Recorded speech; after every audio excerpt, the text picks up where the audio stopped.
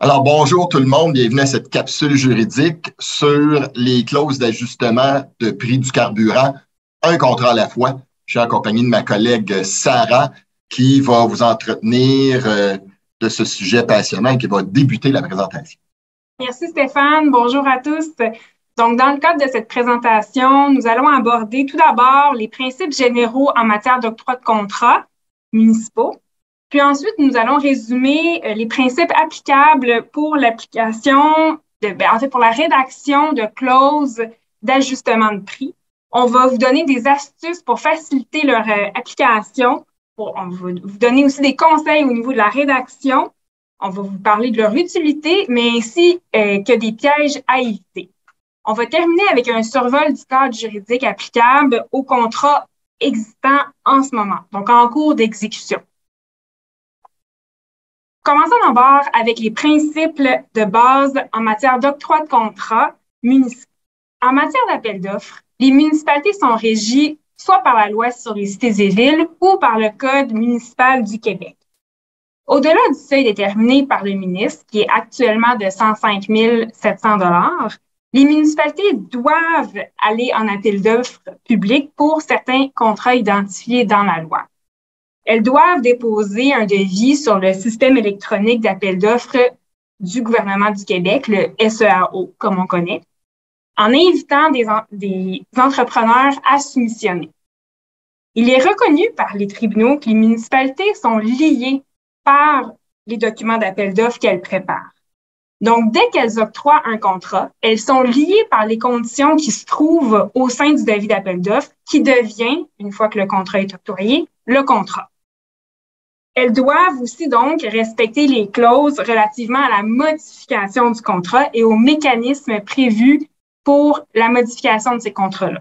Autrement dit, si le contrat ne prévoit pas de clause permettant la modification du contrat, le contrat ne pourra pas être modifié, sauf s'il s'agit d'une modification qui est dite accessoire. De manière générale, les municipalités doivent aussi s'assurer de respecter leurs règlements sur la gestion contractuelle. Donc, au niveau de la modification des contrats, c'est important d'aller voir ce règlement sur la gestion contractuelle, là, qui est propre à chaque municipalité. Et de manière plus générale, les municipalités ont également l'obligation de respecter l'égalité entre les soumissionnaires, en les traitant tous de manière équitable et en permettant à tous les soumissionnaires de déposer une soumission sur la même base d'information et avec les mêmes règles du jeu. L'adjudicateur s'engage, quant à lui, dans la mesure où il obtient le contrat, à respecter ces règles et à s'acquitter de ses obligations conformément au prix où il a soumissionné. Donc, dans la mesure où aucune clause d'indexation n'est prévue au document d'appel d'offres, un soumissionnaire ne peut ajouter une telle clause à sa soumission au risque de voir sa soumission être rejetée. Dans un même ordre d'idée, un soumissionnaire ne pourrait, une fois le contrat octroyé, prétendre à une situation imprévue afin d'ajouter une clause d'indexation du prix ou de demander à la municipalité de modifier le prix du contrat qui a été convenu lors de l'octroi du dit contrat. Une telle modification n'est pas conforme à l'état actuel du droit. Stéphane va aller un petit peu plus en profondeur à ce sujet-là dans quelques instants. Mais devant la situation actuelle du prix du carburant, que peut faire une municipalité qui désire inclure dans ses documents d'appel d'offres une clause d'indexation de prix afin de rendre son appel d'offres plus attrayant? Les clauses d'indexation ont une grande utilité et ont plusieurs avantages. Le contexte hors du commun des dernières années a amené une importante fluctuation des prix dans plusieurs secteurs, incluant notamment le prix du carburant. Ce contexte-là n'a pas rendu la tâche facile aux entrepreneurs, surtout dans les contrats où l'utilisation de véhicules est impliquée, comme par exemple les contrats de déneigement ou les contrats de collecte de matières résiduelles. Cette variation imprévisible amène les entrepreneurs à repenser les contrats à prix forfaitaire parce que ça présente un risque quand même important au niveau financier. Certains vont même être poussés à soumissionner à des prix vraiment très élevés pour prévoir une marge de sécurité suffisante en réponse à la hausse des coûts qui est malheureusement de plus en plus fréquente et de moins en moins surprenante. Une façon pour les municipalités de contrer l'effet de cette spéculation et, conséquemment, d'une hausse de prix est de prévoir une clause d'indexation du prix en même les documents d'appel d'offres. Cette clause permet de partager le risque d'une hausse ou d'une baisse de prix du carburant de manière à refléter les conditions du marché. Elle avantage donc à la fois la municipalité dans l'éventualité où il y aurait une baisse de prix du carburant et elle peut avantager aussi l'entrepreneur dans l'éventualité d'une hausse du prix du carburant. Il est bien important, comme Stéphane va nous entretenir tout à l'heure, de prévoir un indice de référence par rapport au prix du carburant qui devra donc être déterminé dans les documents d'appel d'offres. Bien évidemment, cette clause n'est pas un remède miracle, mais elle peut présenter plusieurs avantages. Toutefois, il y a certains éléments auxquels on doit faire attention. Et Stéphane, je te cède la parole. Effectivement, Sarah, ça peut être une bonne idée, une clause d'ajustement du prix du carburant, mais une clause mal rédigée va devenir une source de discorde entre l'entrepreneur et la municipalité et va occasionner des problèmes d'interprétation. Alors, si vous décidez d'inclure une telle clause, 3 éléments fort importants. Le premier élément, un prix de référence de base. Le deuxième élément, à quelle fréquence je vais mesurer la variation. Et le troisième élément, quel sera l'indice de référence pour mesurer cette variation ou ajuster le prix.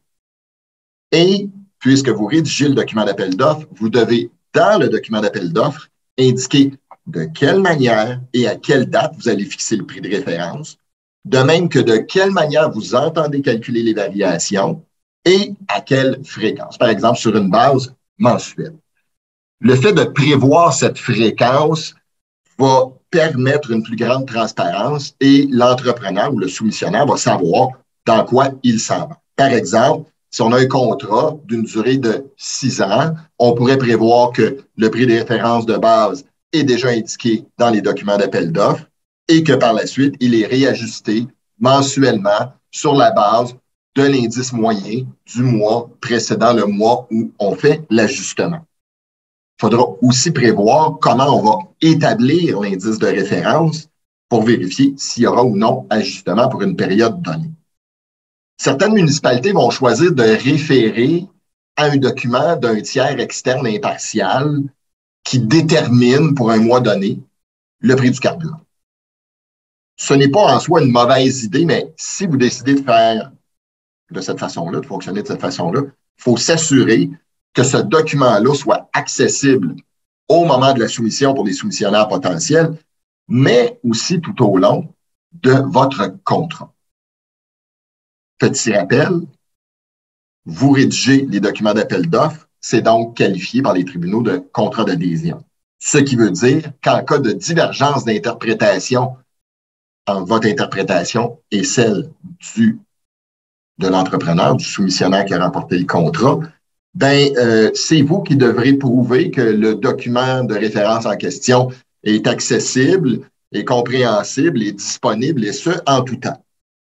Sinon, les tribunaux pourraient invalider la référence à ce document-là. Vous demeurez également, dans ce cas-là, à la merci de toute modification que l'organisme effectuerait à son document ou même de la disparition du document pendant l'exécution du contrat. Pour ces motifs, nous sommes d'avis, nous recommandons plutôt de rédiger vous-même dans le document d'appel d'offres votre clause d'ajustement. Rien ne vous empêche, bien sûr, de vous inspirer de sources externes, mais vous devrez faire sûr que vous référez de façon claire à des indices de référence et à des éléments de variation ou de mesure de variation qui sont clairs pour tous. La première question avant de rédiger une clause, par contre, c'est est-ce que c'est une bonne idée? Parce qu'une clause de variation du prix du carburant va nécessairement avoir un impact sur votre budget. Donc, tenez compte de vos contraintes budgétaires. Tenez compte aussi de la réalité du marché. Tenez compte, finalement, du service qui est visé par le contrat. Sarah en parlait tantôt. Est-ce une grande utilisation des véhicules ou une faible utilisation des véhicules? Ça pourrait dicter votre comportement. La municipalité devra donc être consciente des conséquences budgétaires d'ajouter une clause d'ajustement ou d'indexation du prix du carburant dans son appel d'offres, puisque, particulièrement pour les contrats de longue durée, une telle clause pourrait amener une variation importante du coût annuel du contrat qui n'était peut-être pas prévu. Il faudra donc budgéter en conséquence. Nous vous recommandons d'ajouter, si vous avez une telle clause, un prix plafond pour éviter qu'en cas de hausse vertigineuse, on se retrouve avec un dépassement de coût trop important. Maintenant, où trouver l'inspiration pour rédiger de telles clauses? Plusieurs exemples sont disponibles, notamment le ministère des Affaires municipales et de l'Habitation propose aux municipalités de se référer aux clauses du MTQ. Elles sont disponibles en ligne. Encore une fois, faites attention, ne référez pas dans vos documents d'appel d'offres simplement à la clause du MTQ. Prenez la clause, inspirez-vous de la clause et adaptez la clause. Une fois que vous avez adapté la clause, faites-la vérifier par votre conseiller juridique. Il va s'assurer de sa légalité, de sa clarté et il va éviter les problèmes d'application une fois que le contrat a été signé. Sarah a parlé tantôt des contrats en cours d'exécution. Effectivement, les propos que nous venons de tenir ne s'appliquent pas aux contrats en cours d'exécution qui ne contenaient pas de clause d'ajustement ou d'indexation du prix du carburant. Une telle clause ne peut pas être ajoutée en cours d'exécution du contrat, ni entre le moment de l'ouverture des soumissions et l'octroi du contrat. Je vous rappelle, un soumissionnaire ne peut pas ajouter une telle clause dans sa soumission, ce qui la rendrait conditionnelle et qui en amènerait vraisemblablement le rejet. La jurisprudence est d'avis que l'ajout d'une telle clause dans un contrat en cours d'exécution déséquilibre ou porte atteinte à l'équité entre les soumissionnaires et, à ce jour, en droit québécois, la théorie de l'imprévision qui permet l'ajustement d'un contrat en cours d'exécution n'est pas valable, du moins en droit québécois. Finalement, la force majeure ne peut pas être invoquée si l'exécution du contrat devient plus onéreuse pour l'entrepreneur sur la simple base d'une augmentation du prix du carburant, que cette augmentation soit même due à un événement exceptionnel comme une guerre ou une pandémie. Ceci dit, chaque cas est un cas d'espèce. Les municipalités doivent toujours agir de bonne foi et dans l'intérêt public. Il est possible que dans des cas spécifiques, la municipalité en vienne à la conclusion qu'il vaut mieux ajuster un contrat en cours d'exécution que de se ramasser avec un entrepreneur en faillite et devoir reprendre le processus d'appel d'offres. En cas de doute, nous vous suggérons fortement de consulter votre conseiller juridique, lequel va être en mesure de faire avec vous les nuances requises et d'explorer les diverses solutions qui peuvent s'appliquer. Nous vous remercions pour votre attention et nous espérons que la présente capsule juridique aura su répondre à quelques-unes de vos questions sur les clauses d'ajustement de prix. Merci.